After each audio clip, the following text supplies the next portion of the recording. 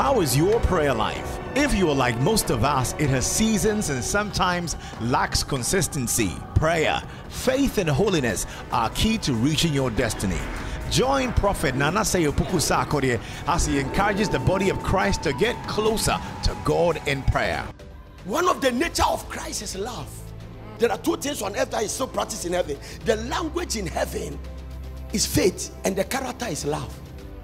Because God called the things which be not as though they were. So God operated by faith. When Jesus cursed the fig tree and the disciples said, Master, the fig tree you curse is withered away. He said, have faith in God. It means that the literal translation says, have the God kind of faith.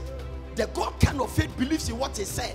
In the book of Genesis, Genesis is the handiwork of God. Revelation and Ephesians talk about the predestination or predictions of what is about to happen. Them that he predestined, he called. So God is an architect. The architect doesn't build, but he put the drawing on a paper for the builder to use the drawing to build. So God imagine how the world is going to be, and in Genesis he started calling them. So you see two things there, and God said and God saw, and God said and God saw, and God said let there be light, and there was light, and God said let the sea come, and the sea came. So in the faith operation you must say it and believe that you will see it. Prophet Nanase Opoku Sarkodie is an end-time seasoned firebrand prophet and an evangelist with a unique preaching ministry anchored on prayer. He teaches and prophesies the word of God with signs and wonders. And now, Prophet Nanase Opoku Sarkodie. Death and life are in the power of the tongue, and they that love it shall eat fruit thereof. Two things are in the tongue, death and life. He said, whichever one you engage will give you a result. Death and life. It means that your mouth can say something that will bring you life, and your tongue can also say something that brings you death. No wonder God told the prophet, I'm going to go back to the book of Ezekiel, but give him the New Living Translation and watch this one. He said that tongue can bring death or life. Hi. So clear. The tongue can bring death or life. Those who love to talk will reap the consequence. New International Version. May you receive grace to make good use of your tongue. Amen. For spiritual warfare. Yes, Lord. The tongue has the power of life and death. And those who love it, it will eat fruit. Those who love it will eat fruit. The tongue has power over death and life. Give me the Amplified Version. Death and life are in the power of the tongue, and they who indulge in it shall eat the fruit of it, for death or life. It's a choice. Message Bible. Don't forget the scripture for what I'm going to say. Words kill. Words kill. Words give life. They are either poison or fruit. You choose. Bottom line. Nothing can be more serious than this one. Words kills. Words kills. Words give life. It means that the word you speak can either kill or give life. The word you speak can either bring you death or life. Receive grace to engage the good use of your tongue. I receive it. That is why you cannot be open your mouth and be talking that near my deal. You cannot be open your mouth and think that things are too difficult. You are producing something. Words kill. It's not guns alone that kill. Words. It's not missiles alone that kill. Words has killed more than missiles. Because there are missiles that has been done that has never been tried. But words are always on the move. Receive grace. I receive it. That is why God told the prophet, can these bones live? He said, you can bring back life to these bones by the release of your words. So the good use of your words can bring you life or death. Hallelujah. Amen. Every major miracle that happened in the Bible is as a result of words. One of the greatest miracles in the Bible is when Lazarus came down from life. After 4 days dead. Jesus Christ will say, Lazarus, come forth. And the dead man arose. Jesus could have gone and said, die more. Come forth. Do you know that when Jesus Christ came on earth for 33 years, he never spoke any negative word. There is no, in fact, he said something in the book of, I think, Matthew chapter 12, verse 30. He said that, make a tree good and its fruit to be good. And make a tree evil. And he said, a good tree cannot bear evil fruit. And a bad tree cannot bear good fruit. He said that, words kill, according to this one. He said that every careless word that you speak, you make account for it in the day of judgment. Words kills. Words give life. They are either poison or fruit you choose. Today, I'm going to ask the Lord to anoint you in a very special way. Yes. That whatever you are going to become tomorrow, you speak it today. Amen. Oh, it's a good place to shout amen in your room. Amen. Whatever you want to become tomorrow, it is important for you to speak it today. Because death and life are in the power of the tongue. And words kill and words give life. Words kill and words give life. Words kill and words give. They are either poison or fruit. You choose. There are either poison or fruit, you choose. That is why God, the Bible said, anyone who hates his brother is a murderer. Do you know why? It means that you are not killing with a gun, but you are killing with your imagination. Okay. The danger about hatred is that the ones you start hating people, you start having negative imagination and expecting something bad to happen to them. And because you have that imagination and projecting it, that is why God doesn't expect us to hate anybody. And so when you hate your brother, your imagination can let the devil use your imagination to destroy the brother. Words kill. Amen. Death and life are in the power of the tongue. Ezekiel chapter 37. Let me go back to that place. Hallelujah. And from verse number 1. And you can move me to the New Living Translation of the Bible. Because today we are going to pray. The Lord took hold of me and I was carried away by the Spirit of the Lord to a valley filled with bones. He led me all around among the bones that covered the valley floor. They were scattered everywhere across the ground and were completely dried up. Then he asked me, Son of man, can these bones become a living people again? Oh, sovereign Lord, I replied, you alone know the answer to that. You alone know the answer. Then he said unto me, speak a prophetic message to these bones. Remember, words kill and words make alive. Here God was engaging the prophetic utterance of the prophet. But instead of speaking to a man, he speaks to dead things. And God was teaching a major principle that no matter how dead a situation is, your mouth can bring life back into the situation. So be careful how you use your mouth. May you not use your mouth to kill your business. Amen. May you not use your mouth to kill your marriage. Amen. And may you not use your mouth to kill yourself. Words kill. Yes, sir. And words give life. Words give life. Words kill and words can be poison. Both of them are there. Then he said unto me, speak a prophetic message. Speak a prophetic message. Now, interestingly, all the things we read there, it was just God using this as a representation for a people. So it was not actually, apart from the fact that the prophet saw the bones there, the bones were representative of a people. Move to verse number 11 and watch something. Go to verse 10 first. So I spoke the message as he commanded me, and breath came into their bodies. And they all came to life and stood up in their feet, a great army. At the end of this fasting, may the Lord use the prophetic word to raise a great army out of the prophetic word.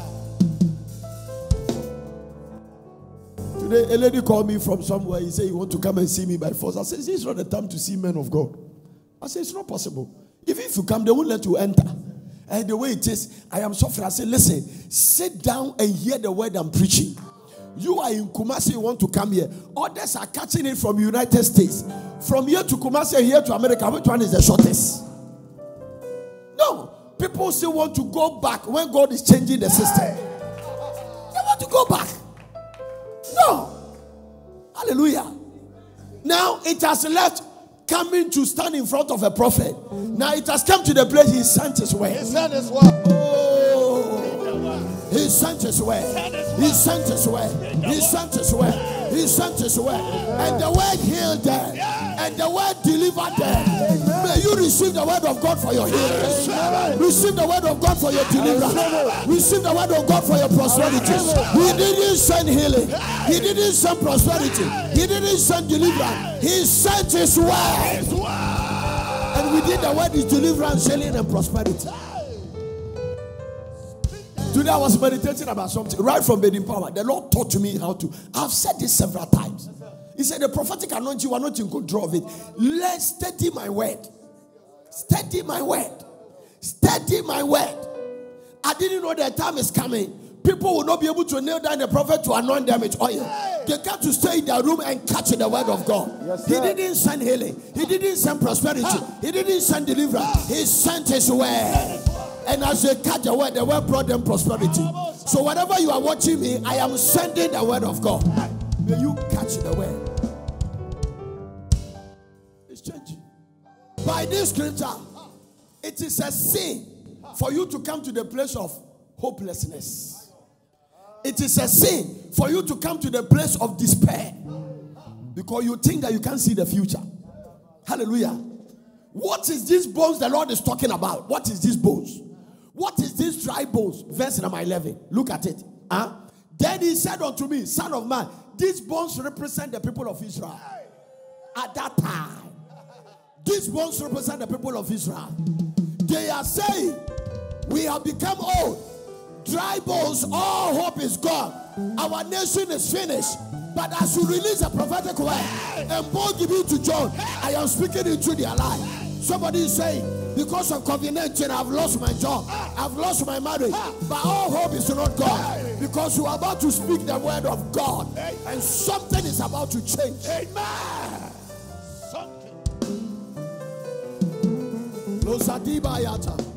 Also, for God was using the bone to explain to the prophet that the way you cannot tell whether these bones can live again. He said, prophet said, can these bones live? He said, thou knowest. Thou knowest. He said, oh, sovereign Lord, you alone can tell. God came back and said, these bones are the people of Israel. It means that they were walking around, but they are like dry bones.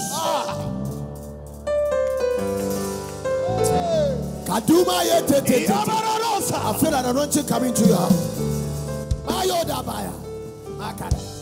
Prophesy. So now, the key thing we are talking about is that when the situation becomes hopeless, also when the situation doesn't know where the future is taking it, we must engage the prophetic anointing. It must be engaged. It must be engaged. God was teaching us that in a hopeless situation, engage in the prophetic oil. Prophesy over the bones. He didn't just say. Because listen, you can speak and not prophesy. But it is not possible to prophesy and not speak. You can say something, but it's not necessarily a prophetic word. It depends on where you are standing, what you believe, and the knowledge you have in your spirit. In understanding, because prophetic word means speak forth. Can I take you to a little unfamiliar today? So you got to be a prophet to prophesy. Yes, sir. Or you got to carry impartation of the prophetic oil to prophesy. The sons of the prophet, the daughters of the prophet. So what happened? What is the prophet going to speak the word? He said prophesy over them. Prophet prophesy through their mouth. So sometimes when you meet a prophet, don't ask for prayer. Tell him to say something. Tell him to engage the man's word to say something. Engage the man. If your finances are not good, sow a seed and tell the man say something. If your marriage is dying, tell the man say something. Say something. Because God didn't tell the prophet to pray. He said prophesy. Prophesy. Speaking forth. Saying what God is saying.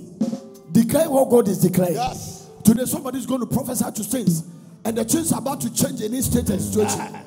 Your mouth is the compass of your life. What do I call the mouth? Is what? It's the compass of what? Your life. Do you know what? The airplanes and the ships, they move by compass. Yes, sir. Because when you are flying there, you cannot tell whether I am in Kaneshi or I am in Odoko, I am in Togo, I am in Nigeria. There is a compass, there is a radar that guides you. Your mouth is the compass of your life. The good use of your mouth can direct you to a destination. Somebody say Kadia Mashota. Hey, Yakobi Asa. Tell somebody your mouth is the compass of your life. Your mouth is the compass of your life. Hey, you did this. Let me tell you another thing. Your mouth is the engine room of your destiny. Hey! It is. Well, I don't care how beautiful the car is. It needs an engine to move. Yes, sir. So your mouth can move you from a hopeless situation and bring you to a hopeful destination. Your mouth can move you from nothing to something. Yes, sir. Your mouth can move you from nothing to something. From zero to hero. From nobody to somebody. Today, may you engage your mouth. Change something. Your mouth. Your mouth. That is why sometimes, after you've prayed and after you travail, you will need a prophetic encounter. I know Hannah prayed. I know Hannah called upon the name of the Lord. But that sure season when I said that may the Lord grant you the petition that you have asked of him. From the prophet Eliah, change everything in his life. Yes. Somebody say my tongue. Say the power in my mouth. Sure, this week people will change their destinies. Yes, sir. If you don't have the picture of your future, you will never get there. Forget about what scientists and economists are saying. There is a God in heaven. Yeah. He rules on the affairs of men. Yeah. I say engaging the prophetic utterance. Prophesy over the bones. So you can speak. You can speak to your bank account. You can speak to your bank account. Yeah. I'm telling you. I heard a great man of God told me something. He said, there was another man of God that has a particular tree. I think it's an orange tree behind his house. And the orange tree has never bear fruit. He went there and said, I'm giving you 1 month. If you don't bear fruit, I will cut you down. In 3 weeks, he started bearing fruit. Prophesy over things. Whatever is sitting on your destiny, you must engage your mouth. In Jesus' name. What did I say? Prophets prophesy with their tongue. Is that right? Yeah. And I said, it is the engine room of your life. Prophetic utterance. Engaging your mouth is the engine room. It is the control room of your life. Your mouth is the control room of your life. So when you shut your mouth, you have shut your destiny. Hey. This is the bottom line. We can close with this one. You are too quiet for God to bless you. Hey, today when I was preparing this, the Lord told me something. If Bartimaeus kept quiet, he could have been blind to death. His mouth became the destiny change point of his life. Yes. He moved from blindness to seeing clearly by shouting. So you are too quiet for God to bless you. I have been shouting from Baden Power. I can never be poor. I can never have accident. I didn't have this level of faith, and I was saying God has brought me there. If you listen carefully. Listen to this one. Listen. If it is too big for your mouth, it will be too big for your hand. Anything your mouth has not said, your hand is not qualified to touch. This is the principle. Anything, if you cannot say I will be a millionaire, you will never get there. You have to say it in a secret and in an open. I can never. Hey, Jesus Christ said he is not dead. He said your brother will rise again. He spoke a prophetic word in the future. Your brother will rise again. He spoke a word. Jesus didn't say I'm sorry for what has happened. Your brother will rise again. He talked about Jairus' daughter. He said that he is not dead but asleep. He went to wake him up. May you engage your prophetic tongue for a change of destiny. Your mouth is the pilot of your aircraft. Your tongue is the pilot of your aircraft. No matter how a plane is loaded and no matter how a plane is packed with people, Boeing 747, it will need a pilot to drive the plane and to move the plane. Your mouth is the pilot of your destiny. So until you engage your tongue, today I'm teaching you a principle. You are speaking negative things about your marriage. Have you seen the marriage is collapsing? Have you seen it? Have you seen it?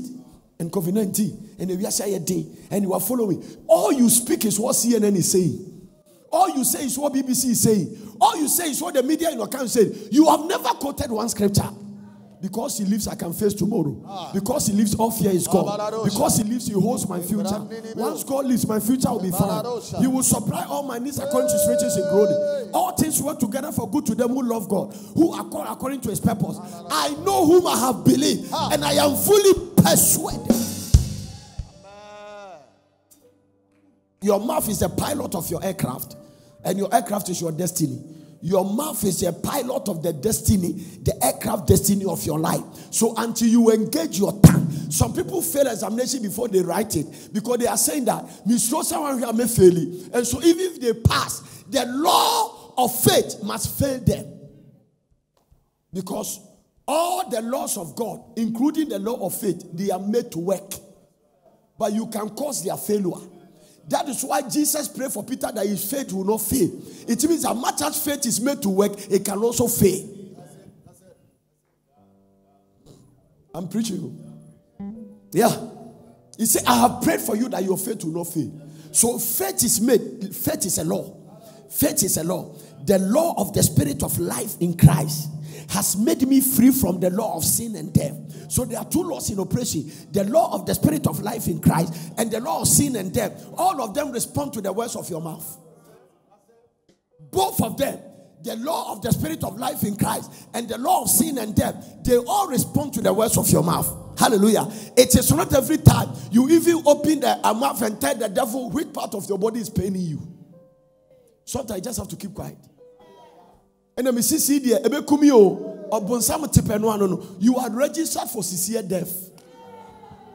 Proper, that is what it is. I want to make a very strong statement here. Thought. Do you understand the word thought? Thought can speak.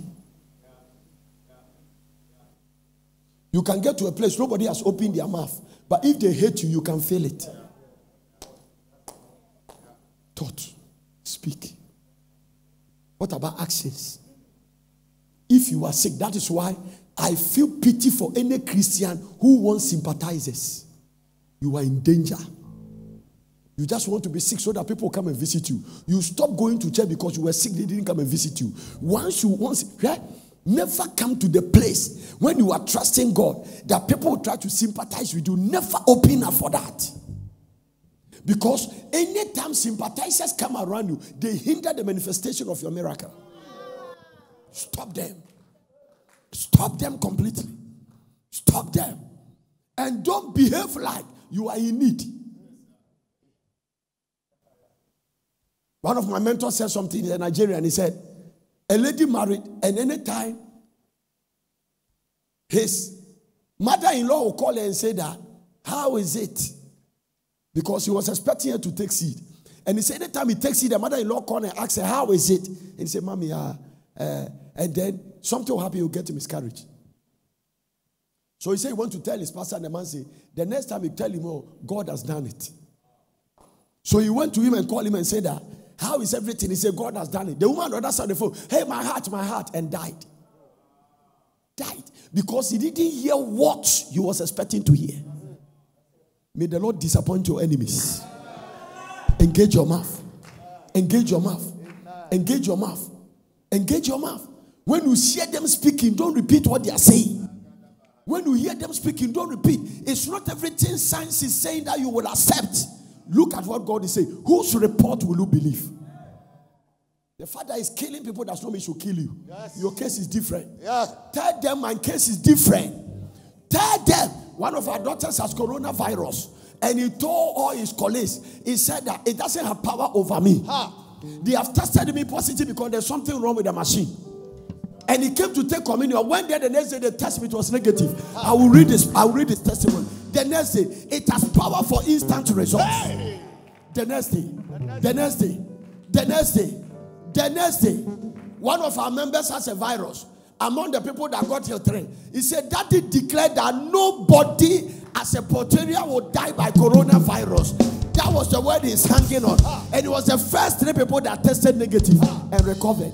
You will recover. Amen. Your tongue alone is more powerful than any vaccine. Your tongue, the prophetic word you engage is more powerful than any vaccine. You see, also for that is why I preached a message and I said that this vaccine thing is not a problem. Are you filled with the Holy Ghost? No. Are you filled with the Holy Ghost? The devil cannot confuse you. Rise above it.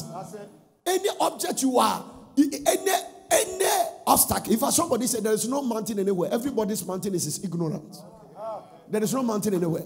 Your mountain is your ignorance. Whatever you don't know can destroy you. Now let me tell you something. No matter how tall a building is, if you sit in an aircraft, it becomes very small. It means the reason why your problem seems big is that you are standing on the same platform.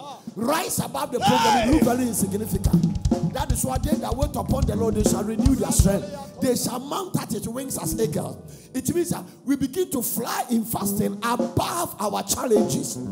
The problems will not change, but your position has changed. And because your position has changed, the problem looks very insignificant.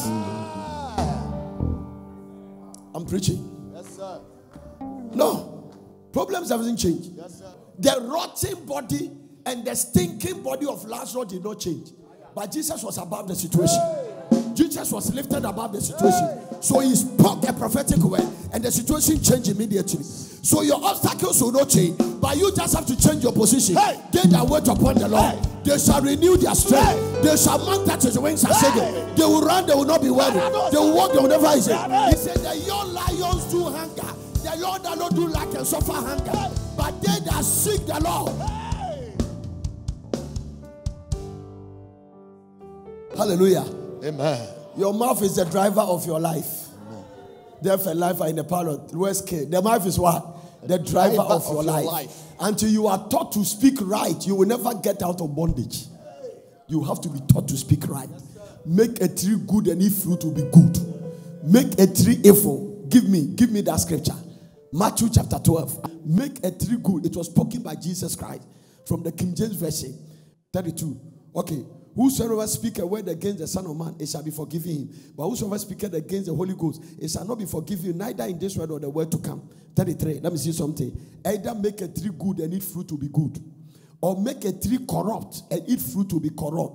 For a tree is known by its fruit.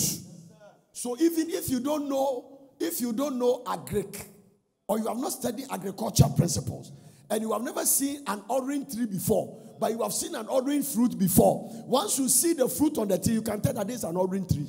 So you will know, oh, I'm preaching.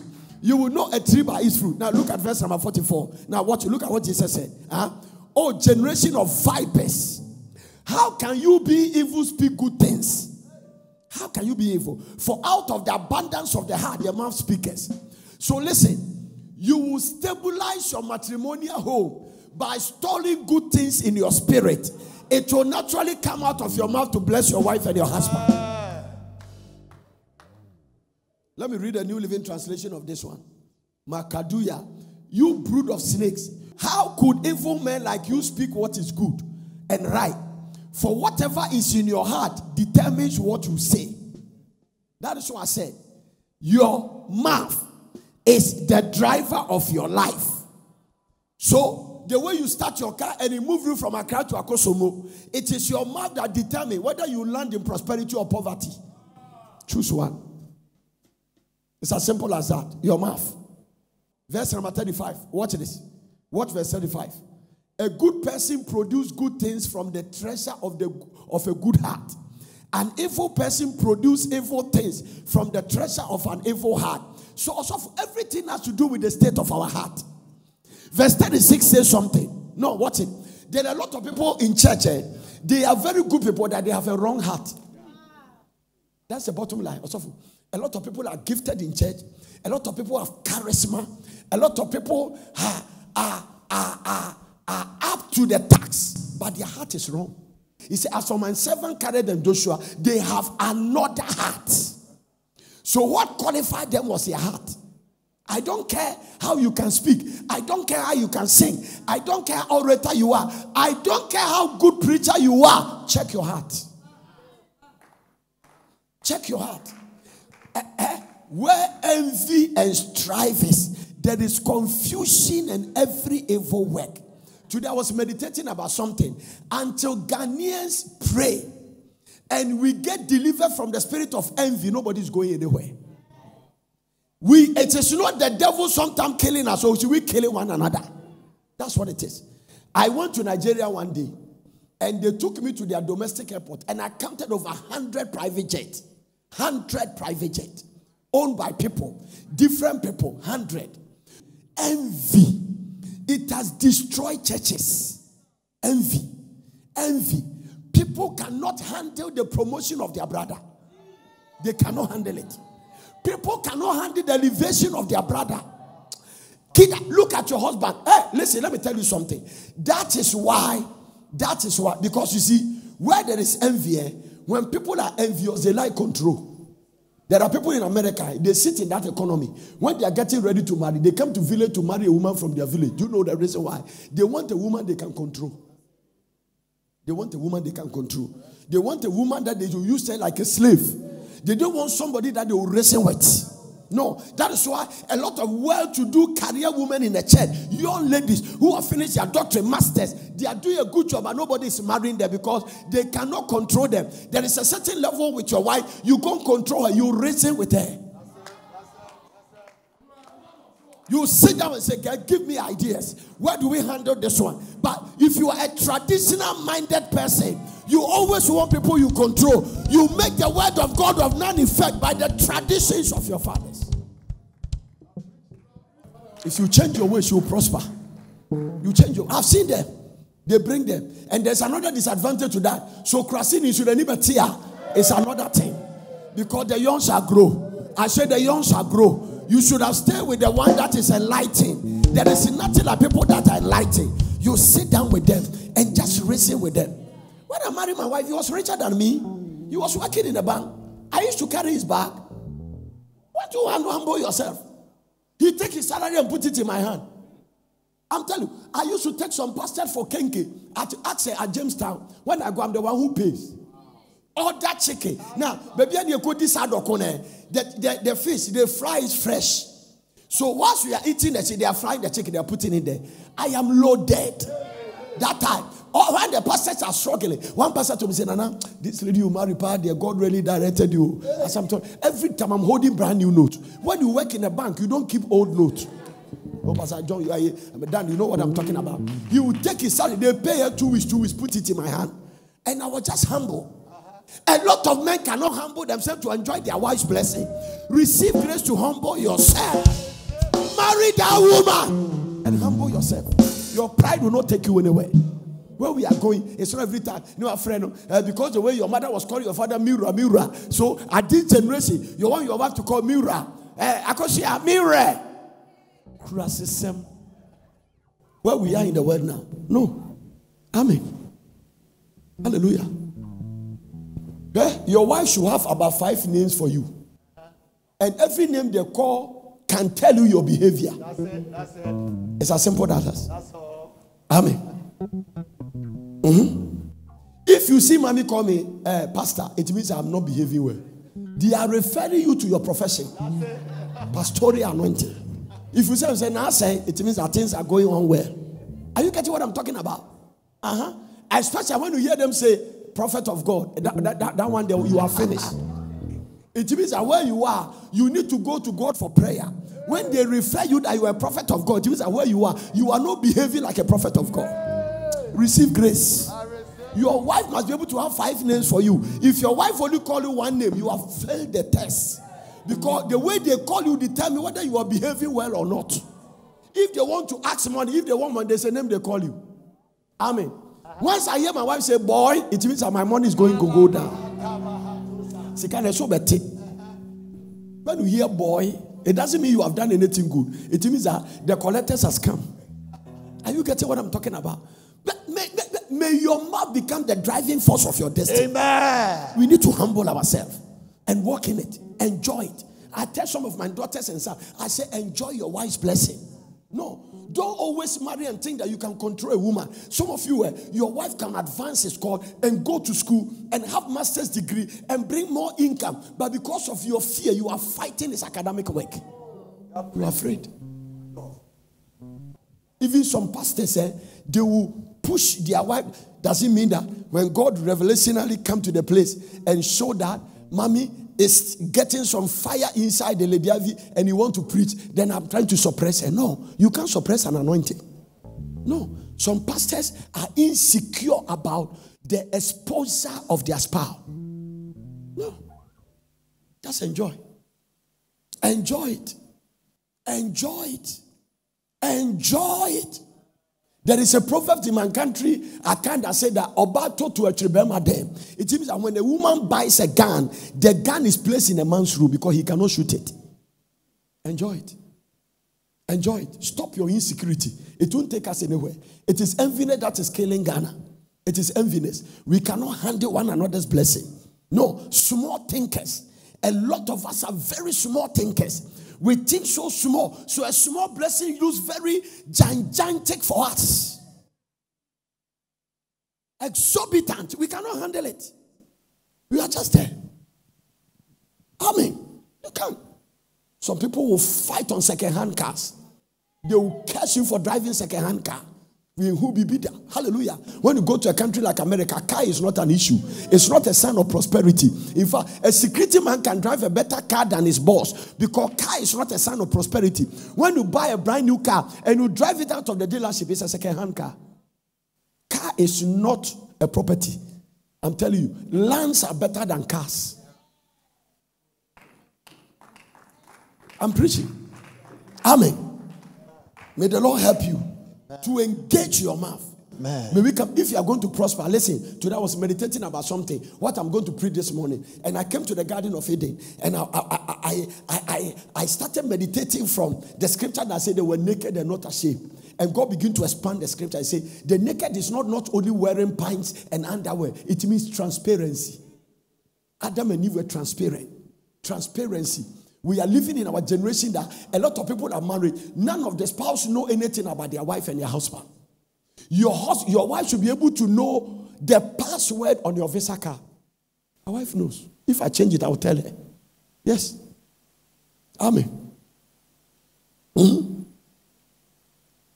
I'll tell her that this is the password. Does your wife know? Can you imagine you are building a house in your hometown, your wife doesn't know? Lack of transparency. If your marriage is opaque, you are in trouble. It means that you can't see the other side. The opposite of transparency is opaque. It means I cannot see the other side. Transparency is open. I have nothing to hide from you. Naked but not ashamed. Today you are going to engage your mouth. Your destiny must change. Your pocket must change. Amen. Your finances must change. Amen. Your marriage must change. Amen. And above all, your thinking must change. Hey. Somebody say, my mouth. I'm telling you, your mouth is the proclaimer of your breakthrough. So for you to break through, you must engage your mouth. Hey, I have one suit. When I started preaching, I cannot be poor. People got angry with me. I want to tell my father, Reverend Pekovi, that let this guy stop preaching because he's disturbing us. The things I'm wearing, the things I'm saying, they don't match together. I'm telling you. Everything I said, I'm in the center of it. Whatever you want to become tomorrow, say it today. Hey! Oh, some of you must be able to open up and say, after coronavirus, I will be the richest man in Ghana. I will be the richest man in my environment. Jesus. I will change my neighborhood. Hey. I will move to a rich neighborhood. Hey. Can you imagine I marry my wife? And whilst we were in a single bedroom, I told her, before I'm 40 years, I will live in the richest place where people live in Ghana. And we were sleeping in a single room with a student's bed. By the time I was 39 plus, I was already there. Hey! My mouth. I was there. I woke up and I saw that all my neighbors are footballers. Hallelujah. I was there. I said it when I was in a single room. I said it when I didn't have anything. I said it when my suit was suit. Don't wait to prosper before you say it. Declare that, hey, your first $1 million is coming. Hey! And keep saying it. Because as you say, the louder you say, the faster it produces. Amen. Open your mouth wide and I will fill it. Amen. You are too quiet for God to bless you. Hallelujah. Somebody say my mouth. My mouth. Somebody say my tongue. My tongue. A closed mouth is a closed destiny. When the devil managed to close your mouth, he has closed your destiny. If you cannot speak, I cannot have accident, Satan will attack you on the way. If you cannot say, I cannot be sick, the devil will attack you with sickness. If you cannot say, I cannot be poor, you will sit on your money. A closed mouth is a closed destiny. Speak it. Speak it.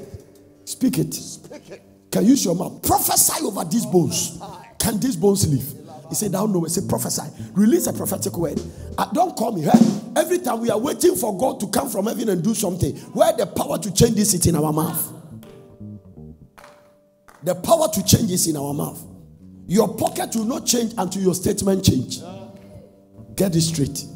Amen. That is why I don't follow the economy and what they are predicting and the economy, and there will be depression. Minus me. There was famine in the land and Isaac was swimming in prosperity. And the man was strong and went forward, was great until he became very great in farming. Isaac sowed in farming and reaped 100-fold. Where were the economists? One prophet stood up and said with his mouth, when people were eating the fishes of animals, he said, tomorrow by this time. He spoke the prophetic word. He spoke the prophetic word. He spoke the prophetic word. Samuel told Saul, he said, the axes are found. You found them. He spoke them. Once he declared that word, whatever the axes are, they must respond to the prophetic word. So, listen. If your heart decides a destination, your mouth must be engaged to navigate the way for you to get there. Now, Jesus Christ was not apologetic about it. I am the way. I am the truth. I am the life. Did you hear Jesus say, I'm poor? Never. Never. He met all his needs. He said, give them food to eat. And he himself know what to do. Your brother will rise again. Engage your mouth. Don't make your country your God. And don't listen to just economists. Don't listen to the people around you speaking. Most of them don't know God. Some of them, the words they speak is influenced by demons. Be careful. Be careful. Hallelujah. The good use of your mouth. Engaging your mouth. Don't forget this statement. A closed mouth is a closed destiny. Write it down. A closed mouth is what? A closed destiny. I said, if Bartimaeus kept quiet, he could have died in blindness. Jesus, thou son of David, have mercy on me. And the Lord heard it. And the Lord heard it. Listen to this one. And the woman with the issue of blood said in his heart, and the Lord heard it. A closed mouth is a closed destiny. Yeah, that was here. And you are. And so what are we talking about? What is prophecy? Let me end with this one. A prophecy is a forecast. It's a message from the Lord. It's a forecast. Speaking the thing before it happens.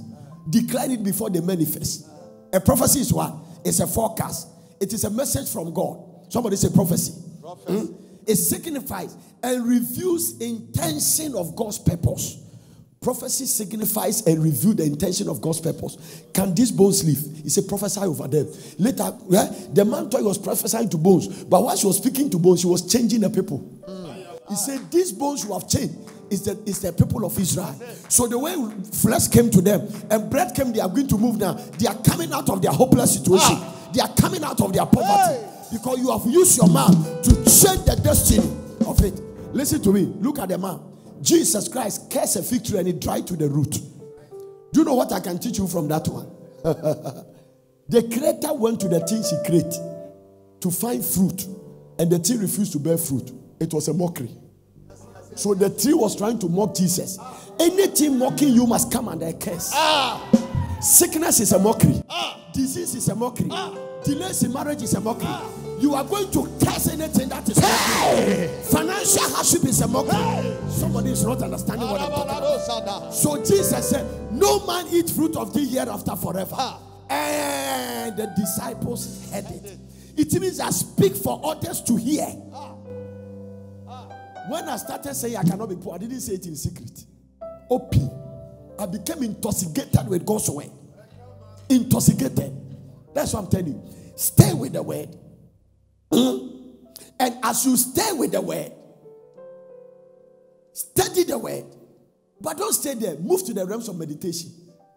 Meditation is squeezing the juice out of the orange ball.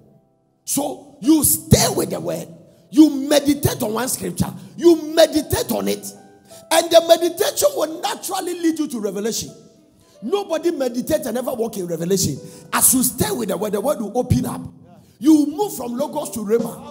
Oh, Yakudibi Atosaya. You move from Logos to Rhema. Revelation will come. So from the word to meditation, meditation to revelation. Revelation will naturally lead you to illumination. It means that everybody can interpret the scripture. You are moving another dimension. Somebody was walking in Porters and he has a skin disease and he came around one of the fountain and he heard a voice say, fetch water and go and bath. It is called illumination. Everybody is hanging around the fountain, but he has heard what nobody has heard. So we all can walk in revelation, but not everybody can walk in illumination. So revelation leads you to illumination. From illumination you enter intoxication. You become drunk with the word of God. That is why the devil cannot confuse you again. That is why the devil cannot molest you again. By the time you are intoxicated, that is why you say, I can never be saved. It means you are intoxicated. I can never be poor. I can never have accident. You are intoxicated. You are intoxicated. You are intoxicated. You are drunk with the word of God. You are not afraid of what you are saying. You are not afraid. When I walk through the valley of the shadow of death, I will fear no evil.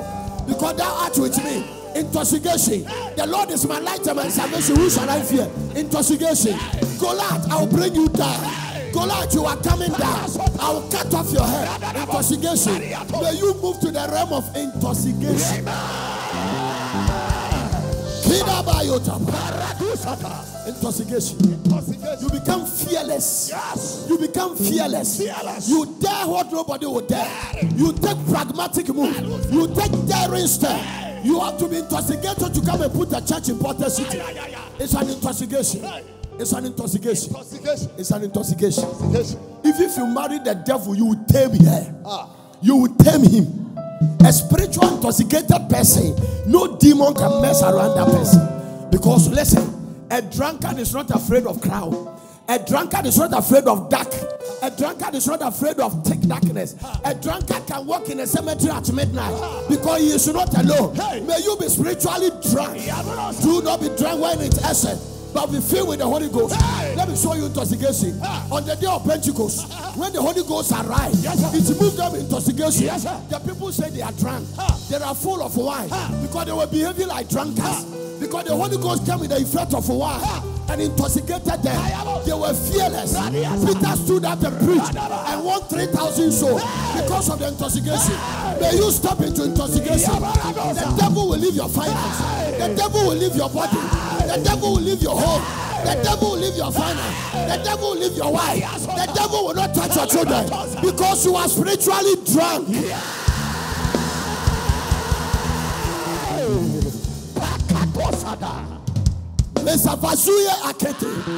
Open your mouth and pray in tongues for 1 minute. Pray in the Holy Ghost.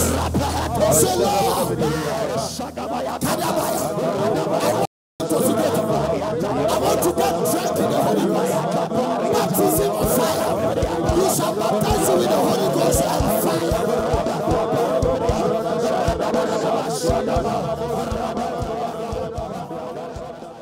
God bless you for watching. I hope you enjoyed the message. For further inquiries, contact Well Prayer Center, P.O. Box GP 21421 Accra, or telephone +233 274 009933 or +233 242 472655. Email us on info@portercity.com or visit our website www.portercity.com. Location Plot 16, Nurture Road, Pram Pram, Greater Accra, Ghana.